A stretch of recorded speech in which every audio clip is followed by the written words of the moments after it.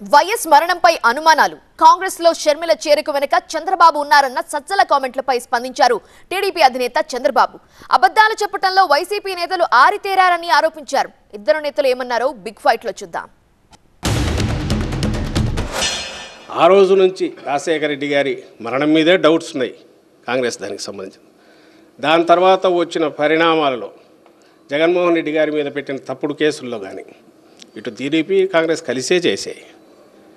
అక్కడి నుంచి ఆ జర్నీలో కాంగ్రెస్తో ఎప్పుడు ఈయన తెర వెనుకో ఏదో ఒక రకంగా అయితే కాంటాక్ట్లో ఉంటున్నాడు.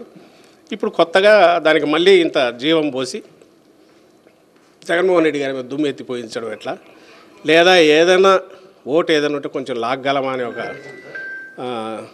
దింపుడు కళ్ళం ఆశతో ఈరోజు ఈ ప్రయత్నాలు చేస్తున్నాడు. ఆ రోజు జగనన్న బాణం, జగనన్న వదిలిన బాణం ఏమైంది? ఈరోజు ఏమైంది? తిరిగి జగనన్న పైన తిరుగుతా ఉంది. వాళ్ళ ఇంట్లో ఉండే వ్యవహారం మనకు సంబంధం అంట, నేనే ఆడిస్తున్నానంట. అంటే ఆ రోజు కూడా నేనే పాదయాత్ర చేయించాను ఆవిడ దగ్గర, ఇప్పుడు నేనే పాదయాత్ర ఆవిడని తిరుగుబాటు చేశాను.